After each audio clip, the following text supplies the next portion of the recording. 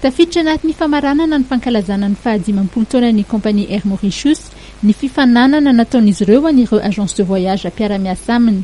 Miisa 20 ireo izay nahalafo tapakila betsaka indrindra nahazo loka ny sabotsy lasa teo.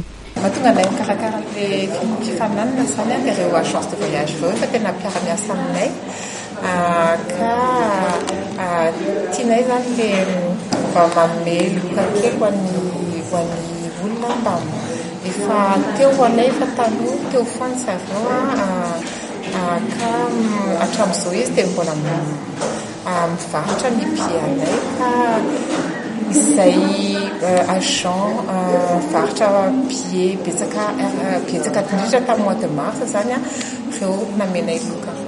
Ny marché aloha zany dia somary sarotsarotra ihany tsy afenina satria betsaka ny concurrence zao kanefa ireo agent ireo zao dia tena azo atao hoe fidèle amin'ny fivarotana amin'ny pianay ka natonga anay hoe afaka miatrika ny fifaninanana zany. Idomona Rakotonirina avy amin'ny Dodo Travel no nahalafo tapakila betsaka indrindra.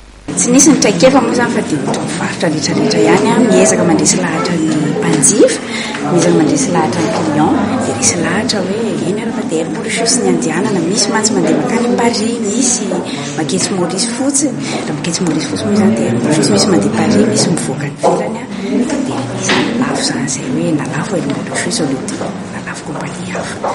Raha ny zava-bitany taona 17 no resana dia nisy ny fienan'ny vidin'ny tapakila, eo ihany koa ny vidiny manokana ho an'ny mpianatra sy ny famerenana ny tapakila raha toa misy ny fandavana ny visa ho an'ny Maurice.